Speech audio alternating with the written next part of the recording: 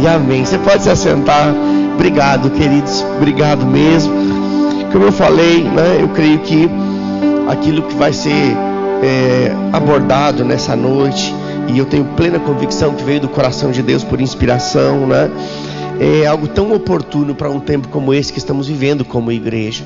Sabe, nunca a igreja do Senhor na terra, ela esteve tão em risco como ela está agora. Mas ao mesmo tempo, a igreja do Senhor, ela não foi tão necessária na terra como ela é agora. Porque o mundo está em decadência, o mundo está indo de mal a pior. Mas a igreja do Senhor na terra, ela tem um papel fundamental, que é sermos luzeiros em meio a esse mundo de trevas. Sabe, eu creio que aquilo que eu vou compartilhar com vocês nessa noite, de fato, para alguns vai ser vacina e para outros vai ser remédio. E não sei se você sabe, mas vacina é sempre melhor do que remédio. Vacina vem para nos imunizar, né? Remédio vem para nos tratar quando já estamos doentes. Mas a vacina, de fato, ela é até melhor. Mas eu creio que ela vai nos pegar nessas duas situações. Vai ser vacina para uns, talvez remédio para outros, né? Mas sabe que nós estamos em um tempo como igreja, onde algumas pessoas, e quando eu digo algumas pessoas, eu não quero que você pense no fulano, no beltrano, no ciclano, eu estou falando da igreja do Senhor na terra.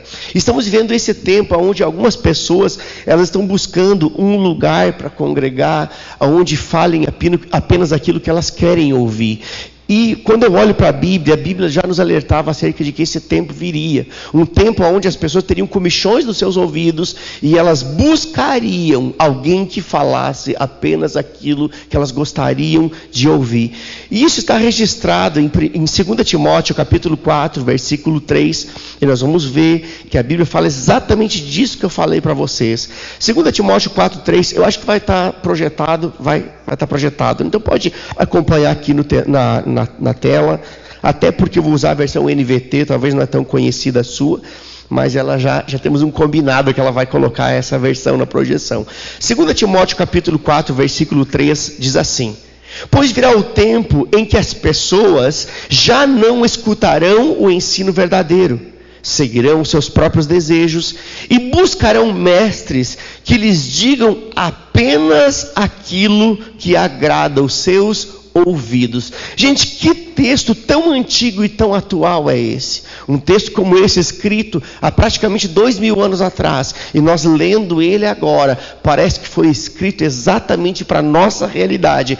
Haverá um tempo onde as pessoas já não irão querer mais escutar a palavra como ela é. Antes, elas irão buscar pessoas que falem apenas aquilo que agrada aos seus ouvidos, né?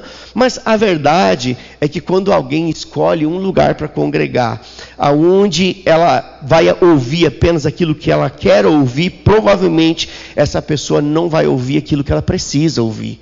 Quando nós escolhemos um lugar para congregar, aonde fala aquilo que massageia o nosso ego, aonde aquilo que nós estamos ouvindo apenas alegra o nosso coração, mas não nos confronta, isso não vai promover crescimento em nós. Provavelmente nós não iremos ouvir aquilo que precisamos para crescer, e não tem ninguém melhor do que o Senhor, do que o Espírito Santo, para saber o que nós precisamos ouvir, e não apenas aquilo que queremos ouvir.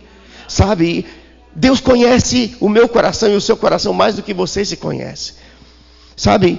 E se alguém escolhe um lugar para congregar, onde ela não é confrontada, e o confronto não é xingamento, queridos. Nós como igreja Verbo da Vida, nós não temos esse tipo de comportamento de bater nas pessoas, de xingar as pessoas. Não é essa a nossa visão enquanto ministério, mas a palavra que confronta nos molda ao padrão de Deus. É um confronto que não nos afronta, é um confronto que não nos condena, é um confronto que nos empurra para o centro da vontade do Senhor, e nesse lugar nós iremos experimentar a vontade dele, a qual é boa, agradável e perfeita. E sabe, quando alguém procura lugares assim para congregar, onde ela não é confrontada, essa pessoa não vai crescer espiritualmente, ela não vai amadurecer espiritualmente. Sabe, eu sei que aquilo que eu estou falando aqui provavelmente, né, não se aplica a você, né, mas com certeza trará algumas respostas que você talvez precise ouvir. Talvez você não está vivendo essa realidade hoje, mas você está sendo vacinado para não vivê-la no futuro. Está entendendo? Ou talvez você está precisando respostas acerca de algumas coisas, e aqui está a resposta da palavra.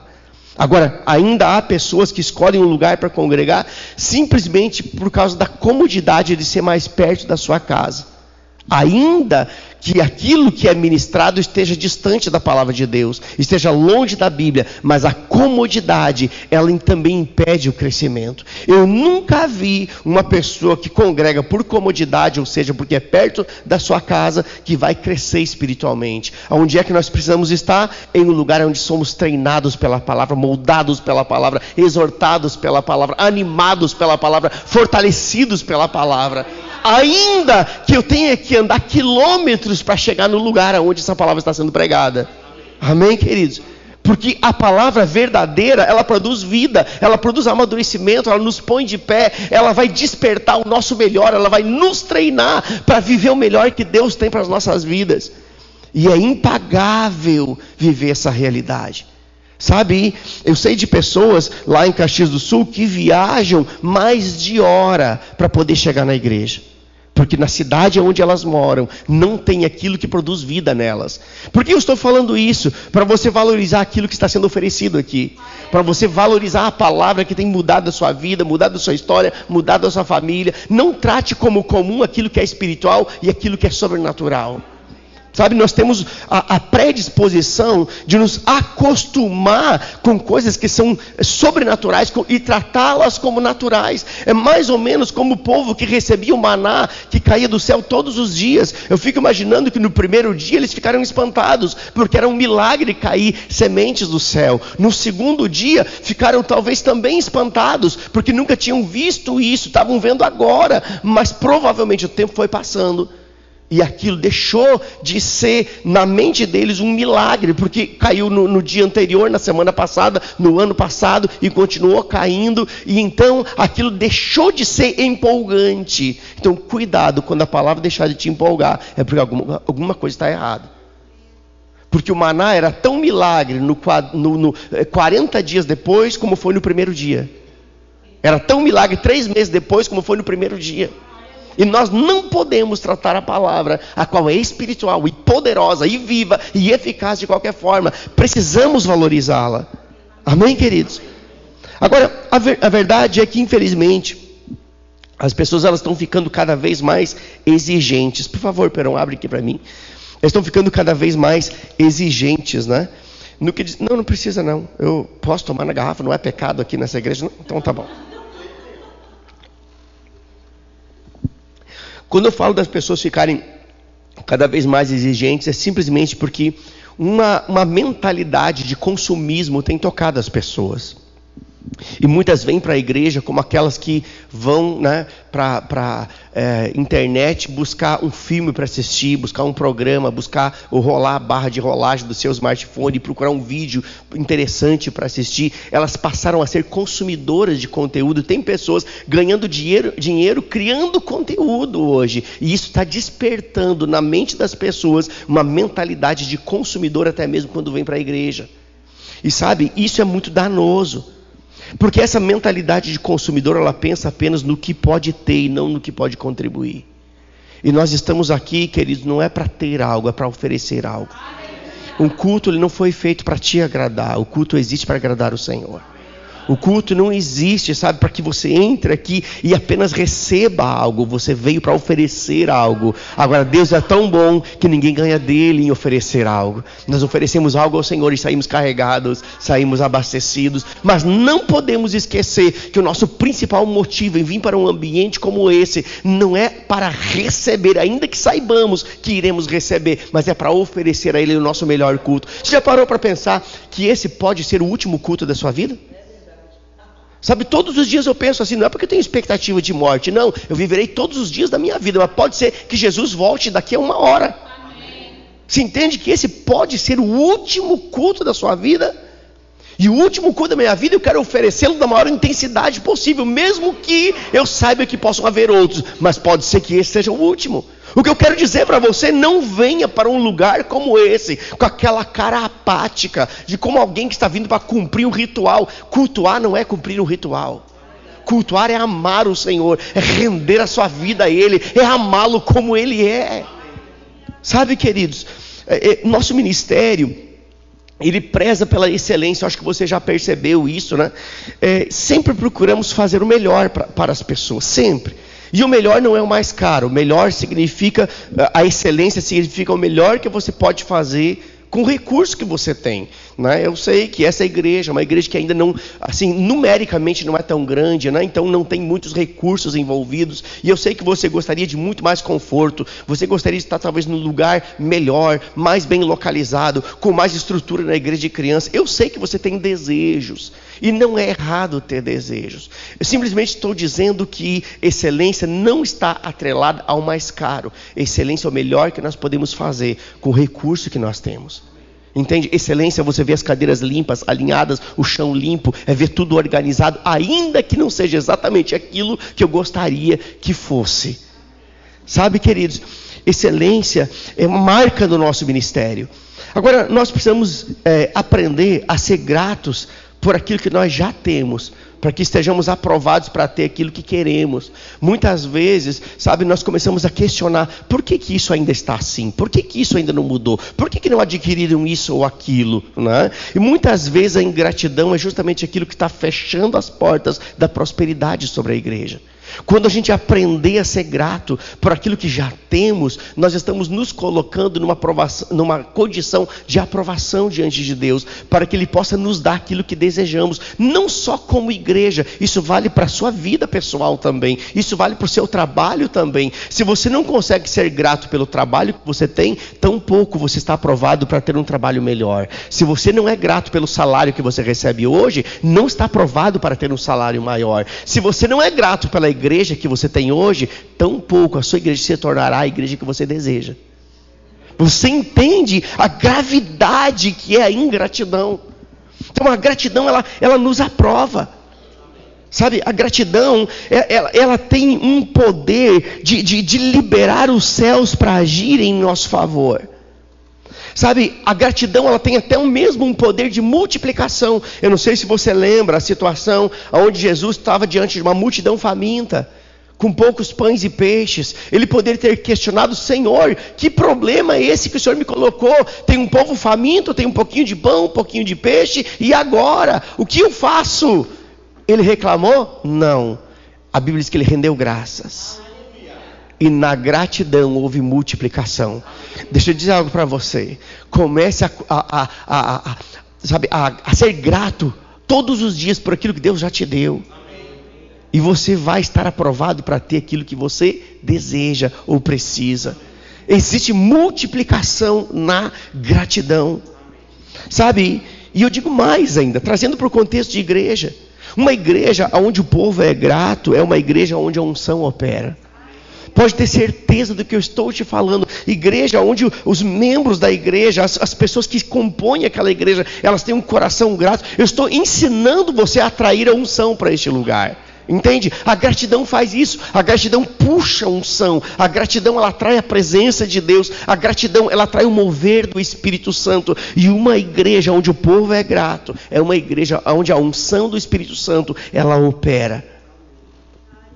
Agora, ainda que uma igreja ela ofereça a melhor estrutura, a melhor programação, ela ofereça tudo de melhor, se ela não tiver uma boa palavra, ela não está cumprindo o seu propósito. E é por isso que todos os nossos cultos, de todas as nossas igrejas, no Brasil e no mundo, a maior parte do nosso culto é dedicado à pregação e ao ensino da palavra. Porque é a palavra que muda a vida das pessoas. É a palavra que transforma, é a palavra que cura, é a palavra que levanta. A palavra é bom remédio quando ela é recebida. A palavra é que vai fazer o efeito na vida das pessoas. Ainda que é uma bênção a gente levantar as nossas mãos e adorá-lo, e amá-lo, e cantar a Ele. Tudo isso faz parte do cultuar, né? E tudo isso é importante também, mas o que há de mais importante, aquilo que muda as nossas vidas, é a palavra, porque não havia nada, havia caos sobre a face do abismo, mas a Bíblia diz que o próprio Deus, com a sua palavra, trouxe à existência aquilo que não existia, dizendo: haja e ouve.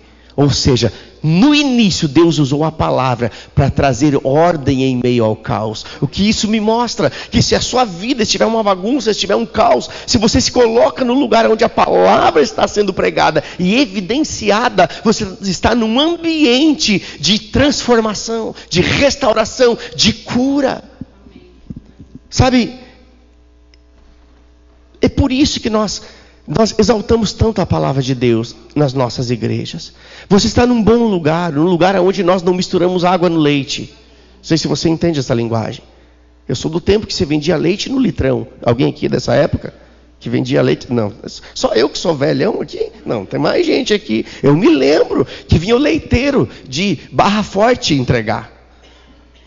De bicicleta com uma caixinha atrás, quem lembra? Tem mais que estão fazendo assim. Só os acima de 40, perto de 50, ela vai lembrar disso, né? Vinha de bicicleta entregar o leite, né, naquelas litros brancos. Mas eu me lembro que houve uma época que o meu irmão mais velho foi trabalhar na leitaria.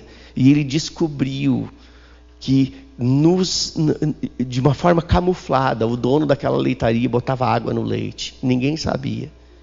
Mas como ele foi trabalhar lá, ele percebeu, quando ia tirar leite, vinha o balde com um pano em cima, e um tanto assim de água já dentro do balde, escondido embaixo do pano. Só que de repente, o pano escorregou, e a água apareceu. O que eu quero dizer para você, é que muitas vezes, aquilo que tem aparência de certo, não é tão certo assim. O que eu quero dizer para você, é que aqui você está num lugar, onde nós não vamos torcer a palavra para agradar ninguém. Nós vamos pregar a palavra como ela é, não vamos misturar água no leite, porque o nosso maior interesse é agradar o Senhor. E quando agradamos o Senhor, vida chega aos seus filhos. Amém, queridos? Sabe, isso é uma das marcas do nosso ministério. Agora também não podemos esquecer que ser igreja é ser uma família. Sabe, você está em família. E numa família, nós nos devemos servir mutuamente. Sabe o que eu vou fazer depois do culto? Vou lá pro plantão ficar com meu sogro. Você talvez conheça ele, seu Normélio. Quem conhece o Normélio aí? Vou para lá passar a noite com ele, porque ele não está bem, está lá esperando para fazer uns exames, e eu vou passar a noite com ele lá, porque ele faz parte da minha família. Por que eu estou dando esse exemplo? Simplesmente porque cada pessoa que congrega aqui é parte da sua família. E você não pode olhar para ela apenas como, é o fulano, é o ciclano. Não, é parte da sua família espiritual. E numa família, uns cuidam uns dos outros, uns servem os outros. Amém, queridos? Nós nos servimos mutuamente. Sabe, essa mentalidade de consumidor que eu falei, é que aqueles que vão para a igreja pensando apenas no que vão ter e não no que podem oferecer, é uma mentalidade errada. Porque ela parte de um coração egoísta. E é justamente esse tipo de pensamento egoísta que tem ceifado a bênção de muitos de nossos irmãos. Irmãos têm sido privados de receber aquilo que Deus tem para eles, simplesmente por causa de uma mentalidade errada. Vão para a igreja pensando no que podem ter e não no que podem oferecer. Sabe, a igreja, ela não é como um restaurante, que você chega lá e você se serve e paga a sua conta e vai embora. Não, a igreja é como a cozinha da sua casa. Aonde você vai lá fazer comida, seu esposo está lá, ajuda a cortar a cebola, pelo menos deveria ser assim, né? E todo mundo faz um pouco, alguém lava a louça no final, todo mundo se ajuda. Igreja é isso, é ser família. Agora, por que eu estou falando, né, que a bênção de muitos de nossos irmãos tem sido ceifada por causa desse pensamento egoísta? Porque eu vi isso na vida de Jó. Jó, ele teve sua história mudada, sabe quando? Quando ele tirou os olhos do seu umbigo e ele começou a orar pelos outros. Quando ele deixou de olhar apenas em si mesmo, tirou os olhos de si e começou a orar pelos outros, a sua vida foi mudada, a sua sorte foi mudada, e ele teve o dobro daquilo que ele perdeu, simplesmente porque ele tirou o olho do seu umbigo. Ele parou de ser um egocentrista, sabe? Não, ele começou a olhar para fora. Deixa eu dizer algo para você. Deixa Deus tocar a sua vida e a sua família a partir daquilo que você faz para outros. Quando você olha para os outros, tentando ser uma bênção na vida de outros, Deus cuida dos seus, Deus cuida de você, Deus te prospera, Deus te dá saúde, Deus traz restauração, porque você decidiu abrir mão de um pensamento egoísta e servir-os a Deus, servindo as pessoas. E sabe o que diz em Hebreus? Hebreus diz que nós provamos o nosso amor para com Deus. Quem ama o Senhor aqui? Hebreus diz isso, que nós provamos o nosso amor a Deus quando nós servimos as pessoas. Sabe, nós não provamos o nosso amor a Deus quando dizemos, Deus, eu te amo. Nós não provamos o nosso amor a Deus quando nós entregamos o nosso dízimo e a nossa oferta. Nós provamos o nosso amor a Deus de forma prática quando nós servimos os nossos irmãos. Hebreus diz isso.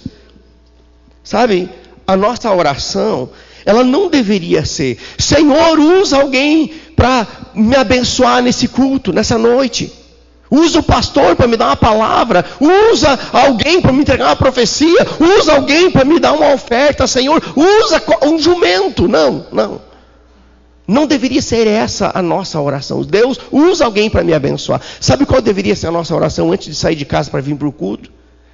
Senhor, quem você quer abençoar através da minha vida? Esta deveria ser a nossa oração.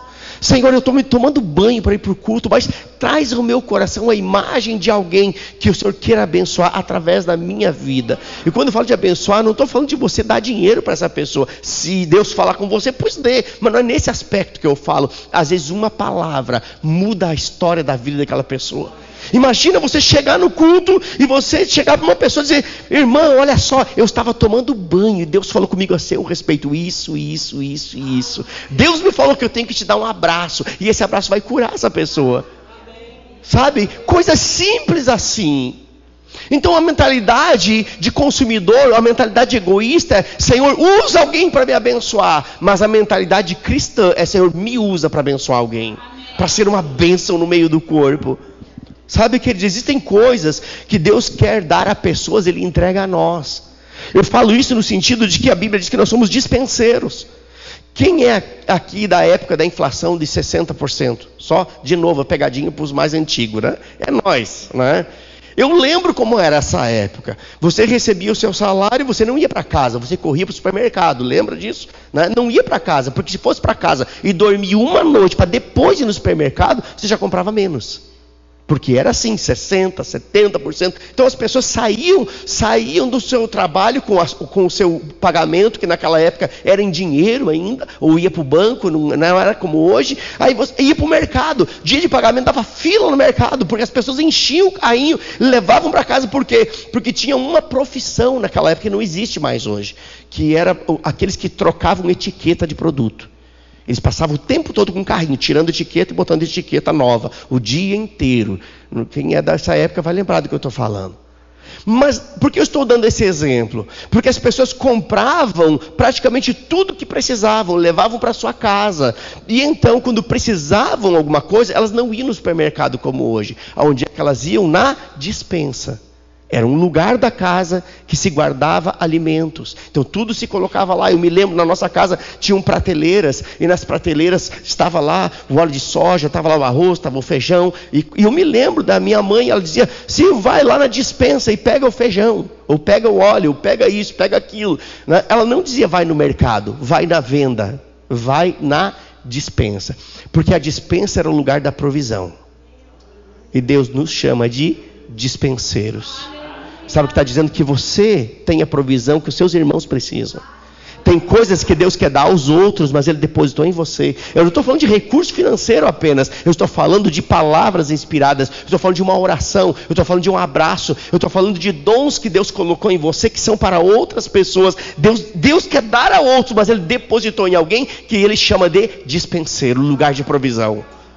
Amém, queridos? Sabe, olha só. Quando eu olho para a palavra de Deus, eu descubro que Deus ele deu dons aos homens. Esses dons não são nossos. Por exemplo, agora há pouco estava a irmã aqui cantando.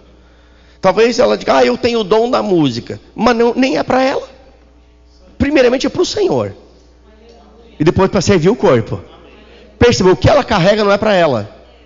O que pastor Peron carrega não é para ele. É para vocês. Mas o que vocês carregam não é para vocês, é para o corpo.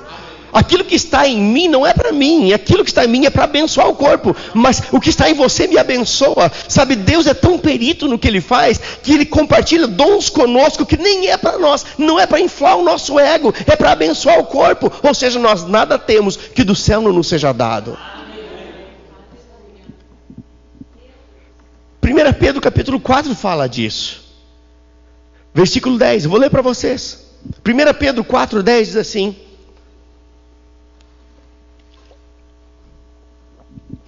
Deus concedeu um dom a cada um. Olha só, um dom a cada um. Ah, eu não tenho nenhum dom. Tem sim. Quem disse? Quem mentiu para você? Que Bíblia você está lendo? Que voz você está ouvindo? A Bíblia diz que Deus concedeu um dom a cada um.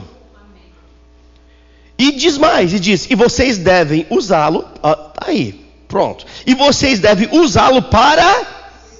Meu Deus, Deus concedeu um dom a cada um, e vocês devem usá-lo para servir uns aos outros. Sabe, ser igreja é isso.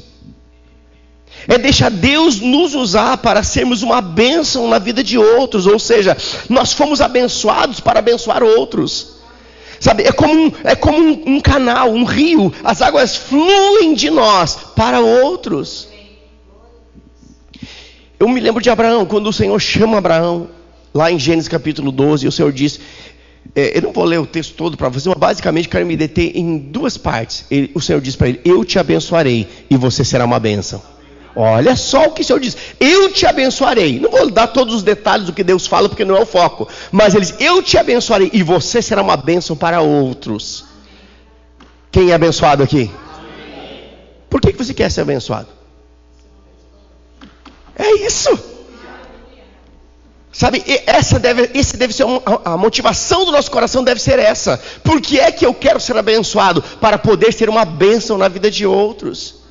Sabe, ser abençoado não é apenas ser abençoado com dinheiro, gente. Deus quer te abençoar com dons, com talentos, com ideias, e com recursos também, com tudo que você precisa para viver uma vida digna nessa terra, mas também para ser uma bênção na vida de outras pessoas.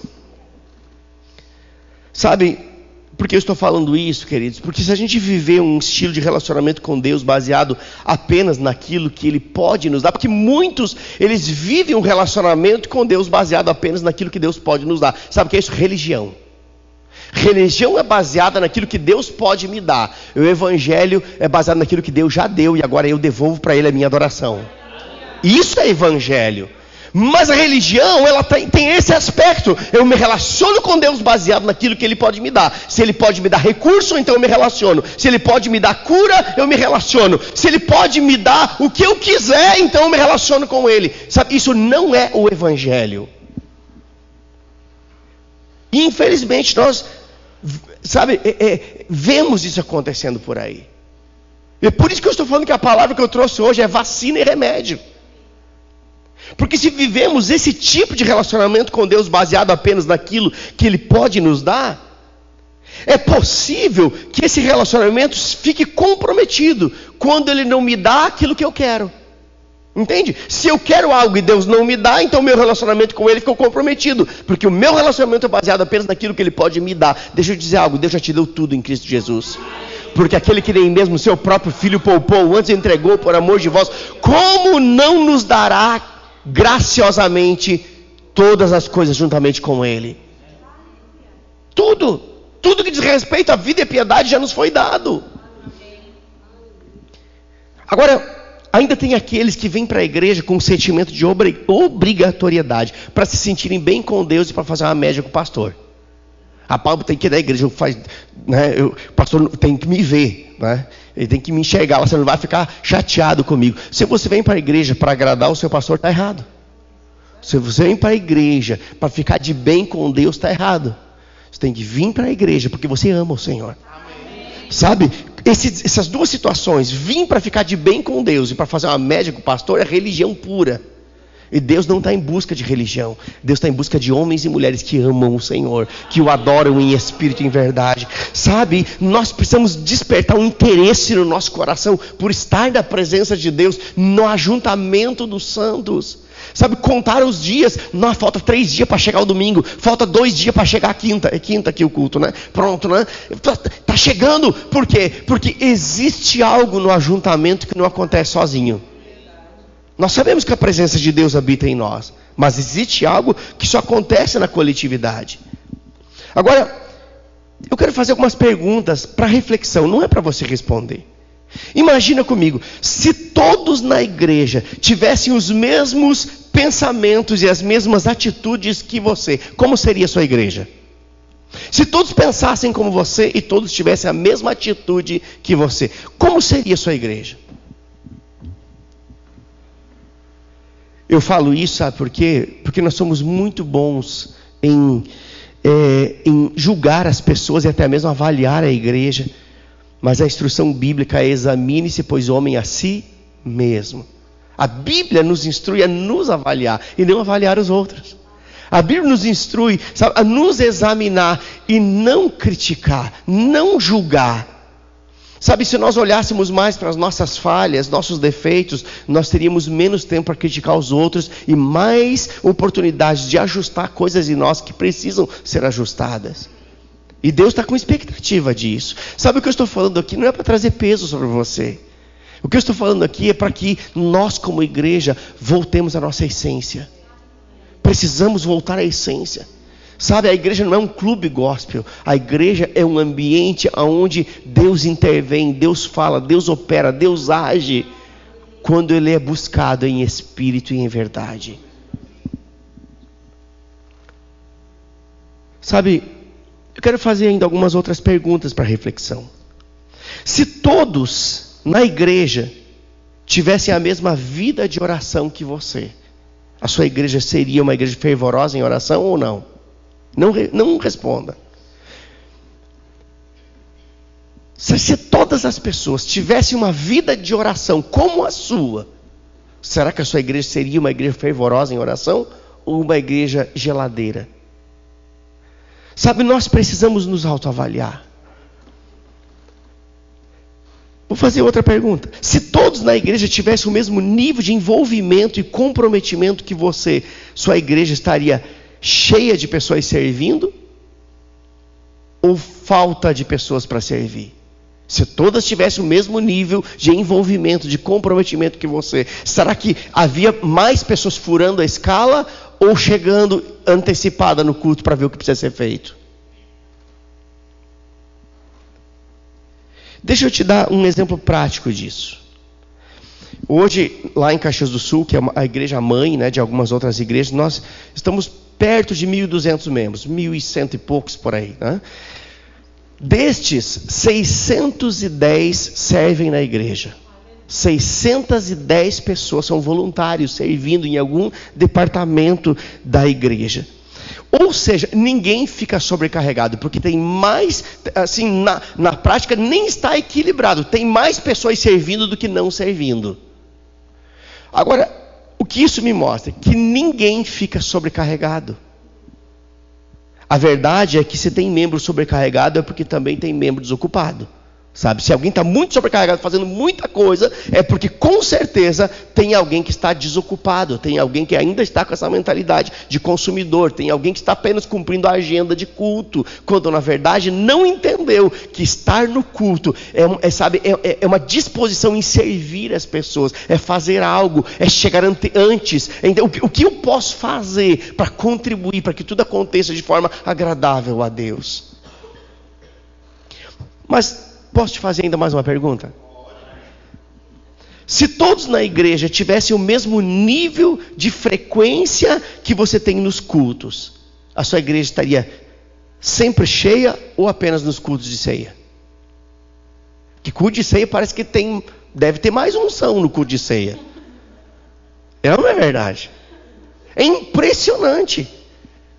Sabe, culto de ceia sempre tem mais gente. Eu acho que deve ser um culto onde as pessoas acham que, né, Deus se manifesta mais poderosamente no culto de ceia. Não, o culto de ceia é uma ordenança.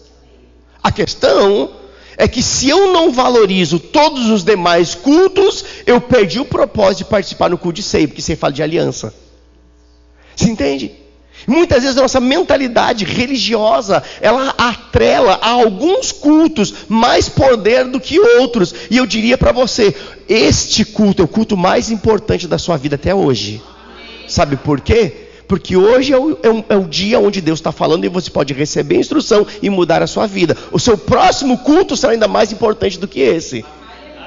Todo culto que você estiver é o culto mais importante da sua vida. Porque ali é o momento que Deus está dando a você a oportunidade de você se desenvolver espiritualmente, de você receber ideias divinas, de você receber respostas que Deus tem para você. Sabe, eu estava esses dias numa igreja ministrando, e eu observando a rotina daquela igreja, tá? E era 15 minutos, eu já estava ministrando a palavra 15 minutos e ainda tinha gente entrando. Eu parei o culto e eu disse, olha só, vocês que estão chegando agora, se imagina se a resposta que você precisava tivesse sido liberada no início do culto, você teria perdido a resposta que Deus tinha para você, e talvez foi. Sabe, um senso de temor caiu sobre aquela igreja. Porque eu vi a displicência de alguns. Não é o caso de vocês, gente, mas eu estou citando um exemplo aqui de pessoas que estavam tratando, sabe, o culto como algo comum, como um protocolo. Não, eu tenho que ir para o culto porque eu tenho que bater o meu cartão, ponto. Não, você tem que ir para o culto porque é o lugar onde Deus fala, onde Deus ministra, é o lugar onde você serve os irmãos, onde você ama o Senhor, onde você vive corpo.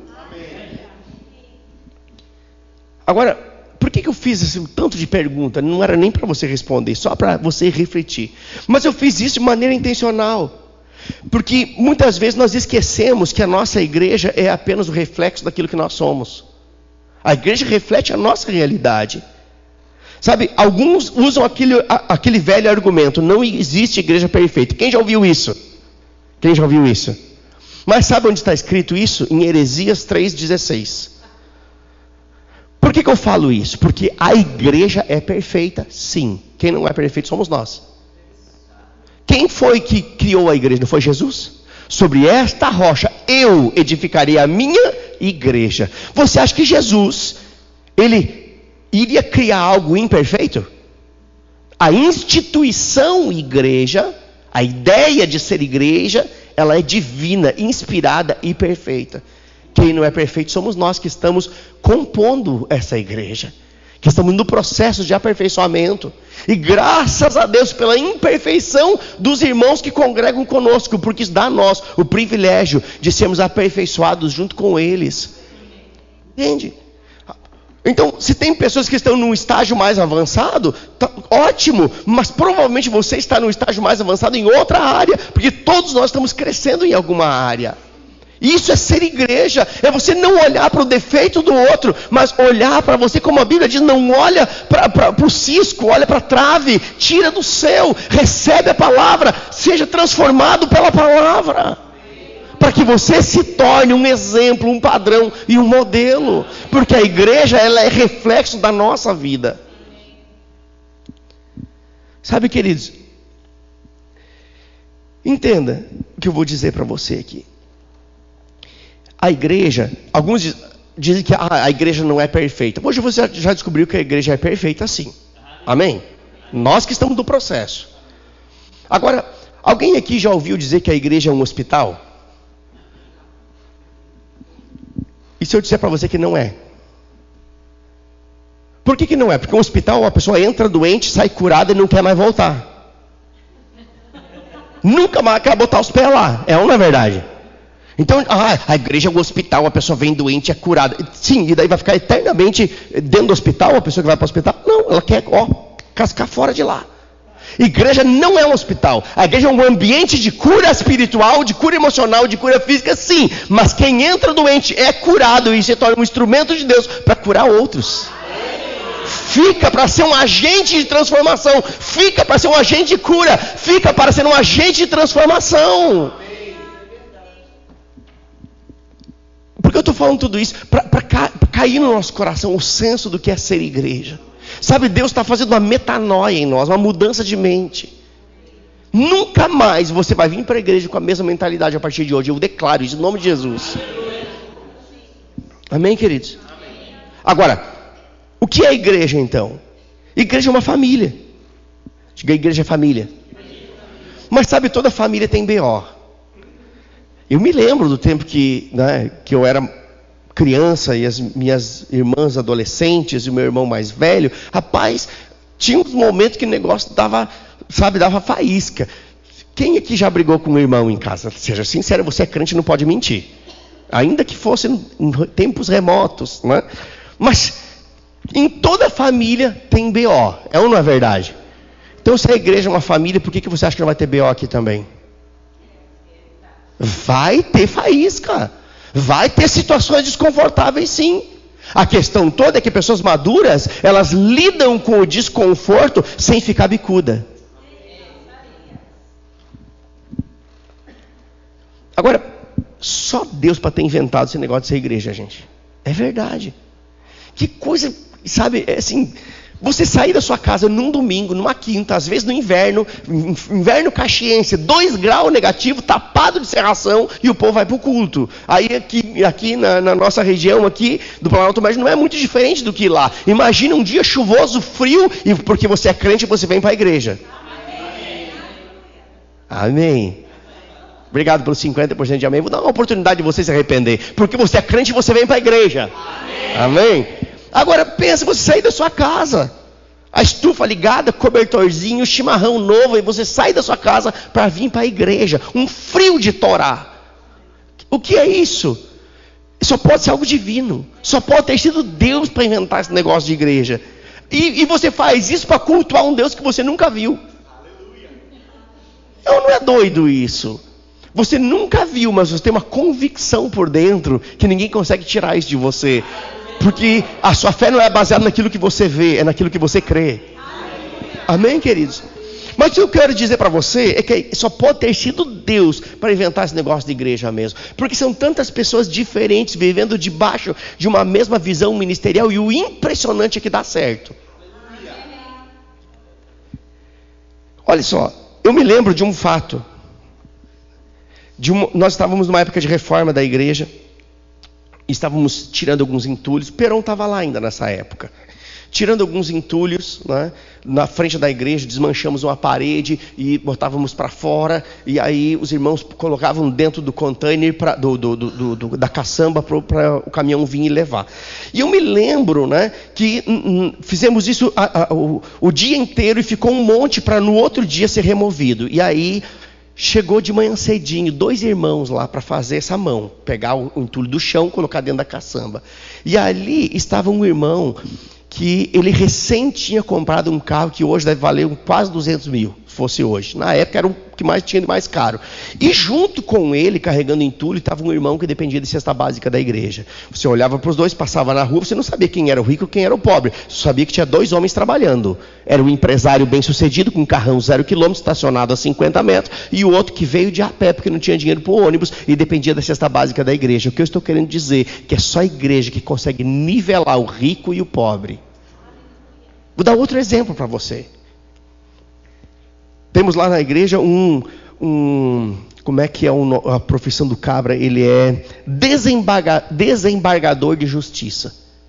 Ele é aquele que julga os juízes de primeira instância para saber se eles tomaram uma decisão certa. Olha a função dele, desembargador.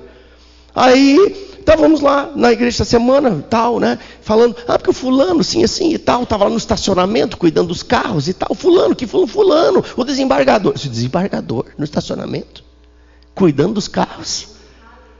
Aí, no final de semana passado, eu vou lá, estava ele na cozinha da igreja de touca, fritando pastel.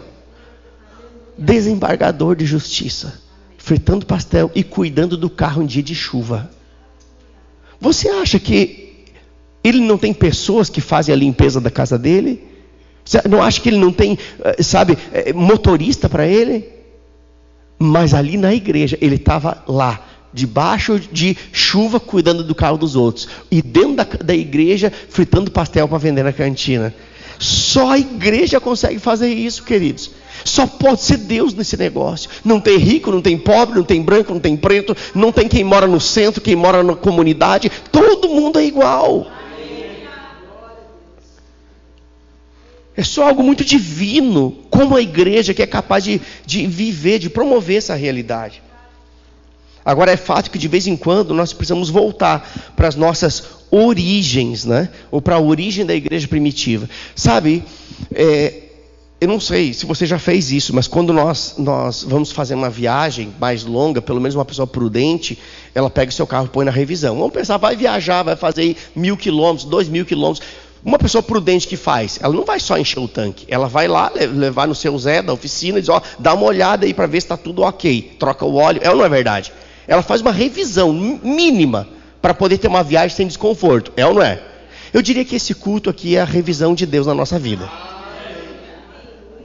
Porque se nós queremos ir longe, nós temos que nos permitir ser revisados pela palavra e pelo Espírito. Para que o Senhor encontre em nós defeitos que nós muitas vezes não estamos vendo. Porque quando eu levo o carro na revisão, muitas vezes tem a lista de peças que foram trocadas e eu nem sabia. Porque eu não sou perito. Mas eu levei o veículo na concessionária que é a origem de onde tudo começou. O que eu quero dizer para você é que nós estamos expostos à origem de como tudo começou. A palavra e o Espírito, aquele que conhece a nossa vida mais do que nós nos conhecemos. Mas como igreja é bom a gente voltar para alguns textos que revelam a nossa origem. E eu queria ler com vocês Atos 2, versículo 42 a 47. Atos capítulo 2, versículo 42 a 47. Aqui está falando da igreja do Senhor. Diz assim: olha como era a primeira igreja, olha como era a igreja primitiva, e diz: todos se dedicavam de coração, diga de coração. Perceba que não é só todos congregavam, todos se dedicavam de coração. Porque é possível alguém estar no meio, mas não com o coração. E a pessoa que não está com o coração, ela vai arrumar confusão. Quem não está com o coração arruma confusão para ela e para os outros. Todos se dedicavam de coração ao ensino dos apóstolos, à comunhão, ao partir do pão e à oração. Havia em todos eles um profundo temor. Diga profundo temor. Aqui está a chave do sucesso dessa igreja. Havia neles um profundo temor. E temor não é medo, temor é reverência. Temor fala de respeito. Temor fala de você honrar o ambiente. Honrar o ambiente onde Deus está se movendo.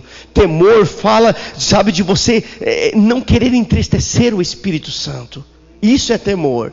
Não é medo de Deus. É você ter uma reverência tão grande por Deus que você não quer entristecê-lo. E diz, havia em todos eles um profundo temor. E os apóstolos realizavam muitos sinais e maravilhas. Os que criam se reuniam num só lugar. E compartilhavam tudo que possuíam. Família. Vendiam propriedades e bens e repartiam o dinheiro com os necessitados. Não estou dizendo para você fazer isso, queridos. Eu estou dizendo que aqui há um contexto aqui. Não precisa vender nada, fique em paz, tá? Ninguém está torcendo a palavra para te induzir a nada aqui, não. Aí diz aqui: adoravam juntos no templo diariamente. Olha só, diga no templo diariamente. Aí tem crente que acha muito vir para o culto uma vez por semana. Aqui está no templo diariamente. Eles estão dizendo que você tem que morar na igreja? Não. Mas havia algo nessa igreja que os diferenciava. Eles não tinham essa dificuldade de entender a importância do congregar. E diz assim: reuniam-se nos lares para comer e partir o pão com grande alegria e generosidade. A minha pergunta é: qual foi a última vez que você convidou um irmão da igreja para ir na sua casa tomar um café? Dar um biscoito com chimarrão, nem que seja. Uma pipoca de R$4 o pacote. Está entendendo que não é o valor, é a disposição de coração. Aqui está falando de um povo que tinha esse senso do que é ser igreja. E diz, sempre louvando a Deus e desfrutando da simpatia do povo.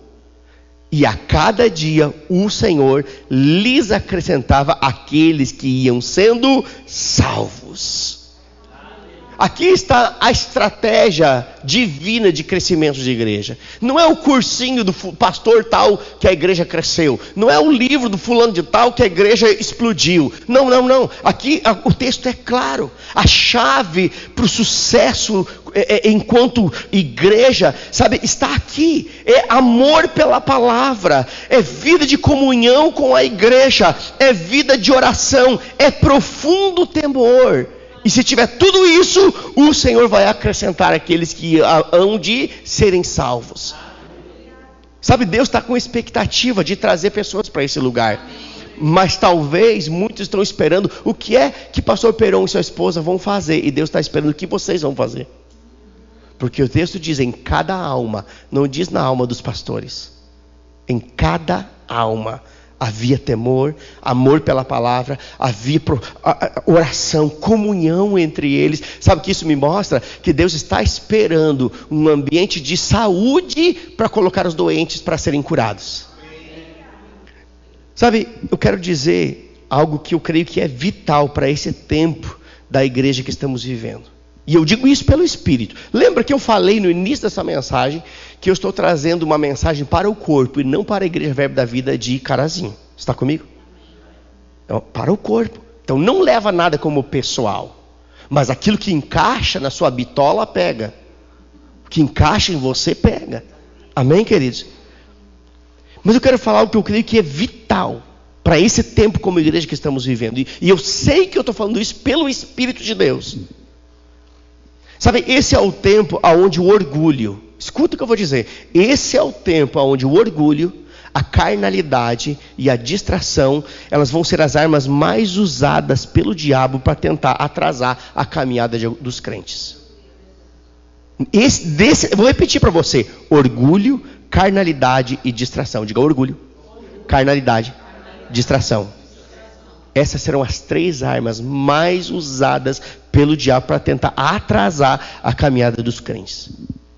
E se porventura você é essa pessoa que se sente atrasada nos planos de Deus, então ouça o que o Espírito Santo diz a você nessa noite. Escute isso. Talvez você não está tendo tempo para ler a Bíblia. Não precisa responder isso, nem levantar a mão, nem faz cara de paisagem. Ninguém vai saber que é você. Mas qual foi a última vez que você se assentou para ler a Bíblia, sabe assim, com aquele, dedicando tempo? Ou talvez o mesmo tempo que você dedica para ver o Instagram ou o Facebook. Sabe? Tempo de leitura. Infelizmente, eu não gostaria de dizer isso, mas a maioria dos crentes pega a Bíblia para vir para o culto. Lê a Bíblia para acompanhar o sermão, a mensagem, mas não tem o hábito de leitura na sua casa. Sabe, e se você não está tendo tempo para ler a Bíblia, não está tendo tempo para orar, ou até mesmo está tendo dificuldade para congregar, então escute o que eu vou dizer para você. Sabe, a nossa vida ela é feita de escolhas. Diga escolhas. Nossa vida é feita de escolhas, e não ter tempo para Deus é a pior perda de tempo que pode existir. Porque Deus pode fazer em 1 minuto que a sua vida inteira de esforço não seria capaz de conquistar. Sabe, Mateus 6,33 diz: buscar em primeiro lugar. Diga, primeiro lugar. Não é segundo, é em primeiro lugar o reino de Deus. Buscar em primeiro lugar, não é em segundo, é em primeiro lugar. Escute, se Deus não for o primeiro na sua vida, Ele não se encaixa no segundo lugar. Ou Ele é o primeiro, ou Ele não é nada. Sabe, muitas vezes, as pessoas, elas têm a predisposição de buscar a Deus quando a casa está pegando fogo, mas Deus não é bombeiro. Deus trabalha com prevenção. Sabe por que tem um extintor ali atrás? Para nunca ser usado. Não está ali para ser usado. Está ali caso haja uma necessidade, mas ninguém quer usá-lo. Tem ali. Prevenção, isso é prevenção. Você não faz um seguro no seu carro porque você quer que o ladrão leve ele embora. É ou não é verdade? Você faz um seguro porque você não quer se incomodar. Só isso. Você quer segurança. Agora, o que eu estou querendo dizer para você é que na maioria das vezes a prevenção de Deus, ela vem por meio daquilo que é ministrado dentro da sua igreja, culto após culto. Às vezes não é aquilo que você precisa ouvir agora por causa do momento que você está vivendo, mas Deus preventivamente está trazendo soluções antecipadas para problemas futuros. E eu digo mais, estar no ambiente da igreja, está num ambiente onde Deus ordena a sua bênção. E eu falo isso baseado no que está escrito. Porque Salmo 133 diz isso. Diz que é na unidade do corpo que a unção é derramada e a bênção é ordenada. Ou seja, sabemos que o Espírito de Deus habita em nós, mas existe uma unção coletiva que é só no ambiente da igreja. E quando lemos Salmo 133, diz que na unidade do corpo, quando os irmãos estão reunidos e unidos, ali o Senhor ordena a bênção e a vida para sempre. Está dizendo o quê? Que você é abençoado onde quer que você for, se você for filho de Deus. Agora, existem bênçãos que já são suas, que elas são ativadas no ambiente da igreja por causa da unção coletiva. Amém. São reservadas para momentos como esse. Sabe, se você estiver no ambiente certo, debaixo da influência certa, como eu falei antes, no lugar certo, debaixo da influência certa, Deus pode fazer num instante aquilo que poderia levar anos. Esse é o poder da unidade do corpo. Sabe, e é claro que para viver nesse ambiente chamado igreja, isso vai exigir de nós alguns posicionamentos. Sabe, viver a igreja é uma bênção, mas vai requerer de nós um posicionamento. E eu quero ler com vocês o que está escrito em 2 Timóteo, capítulo 2, versículo 20. Vá comigo para lá. 2 Timóteo 2, 20.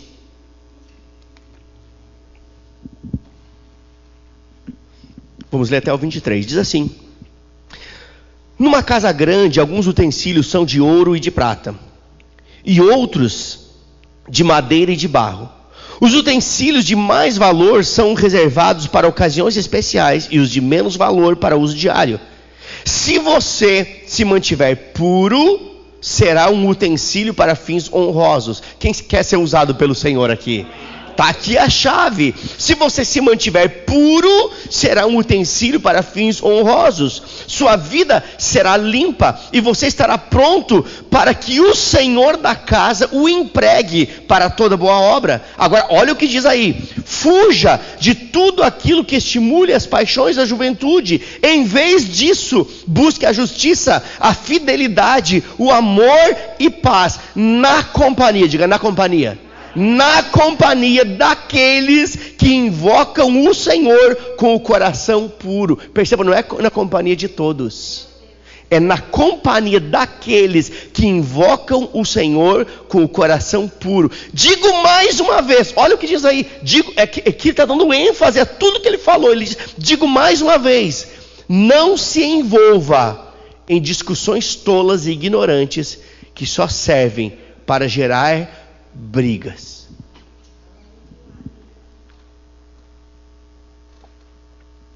Que texto é esse aqui, tão esclarecedor? Sabe, deixa eu me explicar isso.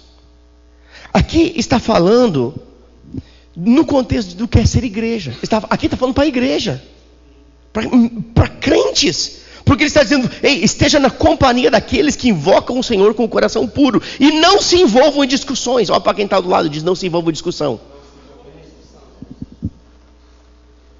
Sabe, queridos, muitos falam apenas, escute, muitos falam apenas de que o povo de Deus deve se cuidar das influências externas. É ou não é verdade? Rapaz, se cuida, porque o fulano é do mundão, porque o Beltrano isso. Se cuida com a influência na escola, no trabalho, aqui, na faculdade, aqui, acolá. Tudo bem, é lícito isso. Mas muita ênfase é dada para um cuidado com as influências daqueles que estão de fora, do mundo. Mas eu digo para você, baseado nesse texto, tome cuidado também com quem são suas influências dentro do meio cristão. Esse texto está dizendo isso. Porque alguns, por se submeterem à influência errada, eles podem ser instrumentos usados pelo diabo para atrapalhar e atrasar a sua caminhada. Quando você se associa com pessoas que estão debaixo da influência errada, essas pessoas se tornam instrumentos de Satanás para atrasar a nossa caminhada. Quem são essas pessoas, pastor? Simples identificar. Normalmente são os críticos e faladores. Pessoas críticas e pessoas faladoras é porque estão debaixo da influência errada. Estão se tornando instrumentos de Deus para paralisar a vida daqueles que dão ouvidos a elas. Escute, por trás de cada crítico de plantão, sempre há um espírito faccioso operando. Sempre. Quem é esses críticos? De quem você está falando? Eu não estou falando de indivíduos. Lembra que eu estou trazendo uma mensagem para a igreja do Senhor, não para a igreja de Carazinho apenas. Quem são esses críticos? Basicamente é fácil identificá-los. É aqueles que têm normalmente eles falam as mesmas coisas. Tipo, nada está bom como deveria estar. Ninguém faz tão bem como elas poderiam fazer. Basicamente é isso. Nada está como deveria estar. Sempre tem os olhos aguçados para ver problemas e não soluções. E Provérbios capítulo 6, gente, esse texto é espetacular.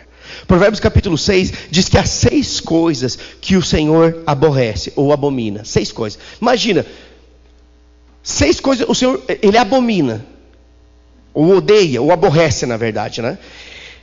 Ele diz 6 coisas o Senhor aborrece ou odeia, e a 7ª ele abomina. Está dizendo o quê? A 7ª é pior do que as outras 6. 6 coisas o Senhor aborrece, o Senhor odeia, mas a 7ª ele abomina. E diz qual é a coisa que o Senhor abomina. Ele diz: aquele que semeia desentendimento entre os irmãos.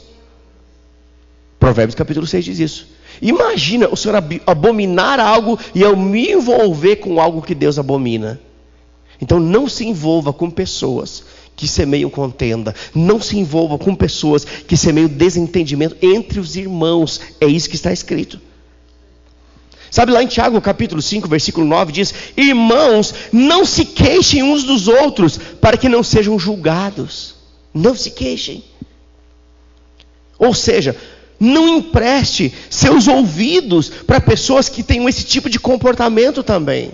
Não estou falando só daquilo que você fala, mas também não empreste seus ouvidos. Sabe por que tem fofoqueiro? Porque tem ouvidos atentos à fofoca. Simples assim. Então não empreste os seus ouvidos para pessoas que têm esse tipo de comportamento, pessoas que semeiam contendas entre os irmãos, pessoas que semeiam discórdia. Não faça. Sabe o que é? Isso é destrutivo. Isso atrasa a sua vida. Inclusive a Bíblia, ela nos orienta a fugir de pessoas críticas e fugir de pessoas com comportamento faccioso. A orientação bíblica é: fuja dessas coisas. Entenda uma coisa: aquilo que você ouve, preste atenção nisso, aquilo que você ouve determina o que você vai pensar. O que você pensa é baseado naquilo que você ouviu. É assim que funciona. Então o que você ouve determina o que você vai pensar. E o que você pensa determina o que você sente. E o que você sente determina as suas escolhas. E as suas escolhas definem o perfil do seu caráter. Olha a construção. Eu vou repetir isso para você. O que você ouve, então cuidado com quem você empresta seus ouvidos. O que você ouve determina o que você vai pensar. E o que você pensa determina o que você sente. O que você sente determina as suas escolhas. E as suas escolhas definem o perfil do seu caráter.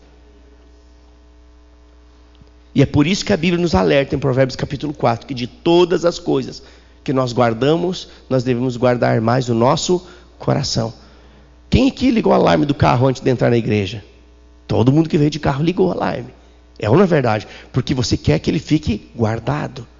A questão é que tem pessoas que elas investem um dinheiro botando o melhor alarme no seu carro, porque querem o seu carro guardado, mas não gastam tempo vigiando o seu coração para que ele fique guardado de palavras, pensamentos, conversas desnecessárias. E a Bíblia diz: acima de todas as coisas, guarde o seu coração. Sabe, nossos ouvidos, eles são as janelas do nosso coração. É os nossos ouvidos. Deixa eu fazer uma pergunta para você. Já estou quase encerrando, pastor Perão, tá? Fica tranquilo. Só mais umas 2 horas. Não, estou brincando. Pensa comigo. O tempo está se armando para dar aquele temporal. Você sabe quando o tempo está se armando. O vento, e os céus estão negros. E você vê que o temporal está vindo. Você vai deixar as janelas da sua casa abertas num dia temporal? Primeira coisa que você faz é o quê? Fechar as janelas. Porque você sabe que se ficarem abertas, pode dar problema. Pode levantar o telhado. A questão toda, né, é que muitas pessoas elas estão abrindo as janelas do seu coração através dos seus ouvidos. Sabe? E o estrago que uma conversação errada pode gerar é pior do que um temporal pode gerar. Um temporal causa dano material, mas uma conversa facciosa gera um dano espiritual. Sabe, escuta o que eu vou dizer para você. Não abra as janelas do seu coração para conversas inadequadas. Não abra as janelas do seu coração, que são os seus ouvidos, para fofocas, para sentimentos errados. Seja aqui na igreja ou qualquer outro lugar. Foge dessas coisas. Fuja disso antes que você seja tragado pelo diabo. Porque sabia que o diabo está esperando alguém que ele possa tragar? Ele brama como leão ao derredor, vigiando e esperando alguém que ele possa tragar. O que isso me mostra? Que se ele está esperando, porque em algum momento ele vai poder tragar alguns.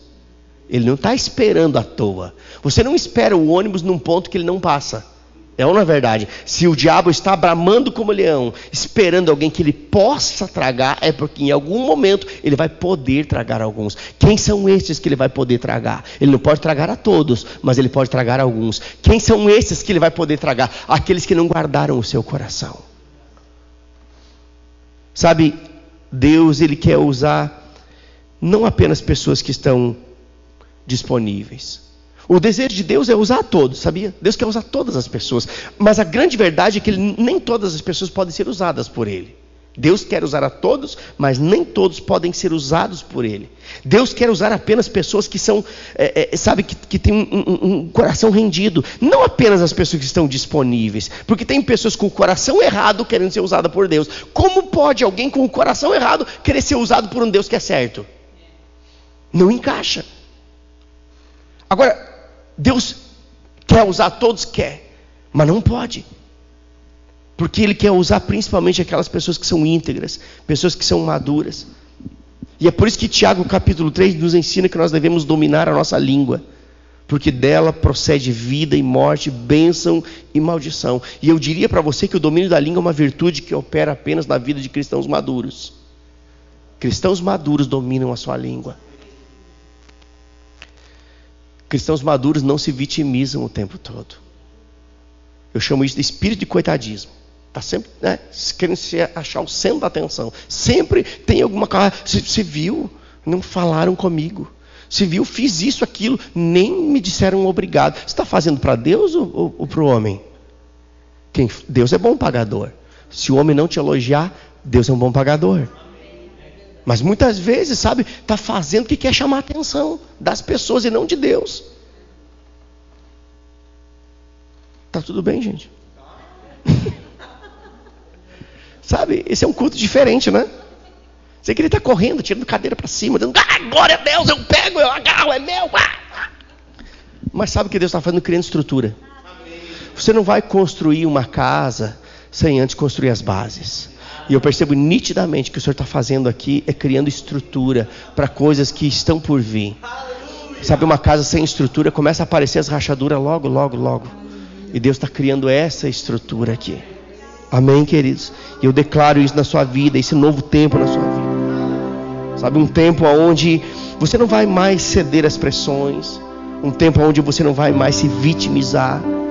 Pelo contrário. Eu declaro esse tempo onde você vai se levantar na força do Espírito Santo para ser um canal de Deus para abençoar outras pessoas, para levantar outras pessoas, para ser um referencial para outras pessoas. Eu declaro esse tempo onde a sua visão espiritual ela vai ser ampliada para você ver que existe solução depois do problema. E nenhum problema é maior do que o seu Deus. Nenhuma dificuldade ela é maior do que a intervenção que Deus pode liberar sobre a sua vida. Não existe nada demasiadamente difícil demais para Deus. E eu declaro sobre a sua vida esse tempo, sabe, de entendimento de que você serve um Deus poderoso que pode fazer infinitamente mais além do que tudo aquilo que você possa pedir, pensar ou imaginar. Amém, queridos? Eu declaro um tempo onde você vai pensar antes de falar, pensar antes de agir, onde você vai falar por inspiração do Espírito Santo, não mais cedendo às emoções. Sabe, o calor de um momento pode te colocar em apuros. Então cuidado para você não abrir a sua boca precipitadamente no calor de um momento e comprometer a sua vida falando coisas que você vai se arrepender depois. Isso vale para o seu casamento, isso vale para a sua família, isso vale para o seu trabalho, isso vale para a igreja, isso vale para qualquer ambiente. Não deixa palavras, sabe, ditas no calor de um momento criarem uma situação que vai ser difícil você resolver depois. Lembra que você é habitado pelo Espírito Santo, aquele que te capacita. Sabe, querido, o que eu estou falando para você é algo tão sério, tão sério, tão sério nessa noite. E eu sei, escute, eu sei que pessoas aqui elas vão precisar rever um pouco as suas amizades. Eu falo isso pelo Espírito. Existem amizades que elas são tão tóxicas, mas tão tóxicas, que se a gente não se desvencilhar delas, nós acabaremos sucumbindo por causa dessas amizades.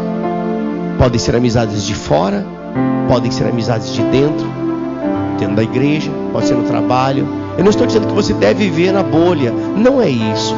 Eu estou dizendo para você discernir se aquela amizade está te levando para cima ou está te puxando para baixo. Não seja tolo, não empreste seus ouvidos para conversas erradas. Deixa Deus levantar você. Amém, queridos? Só para finalizar, para você não achar que eu estou sendo radical demais, eu quero finalizar com um texto aqui, para você entender a importância que é você escolher as suas amizades, a importância que é você escolher com quem você se associa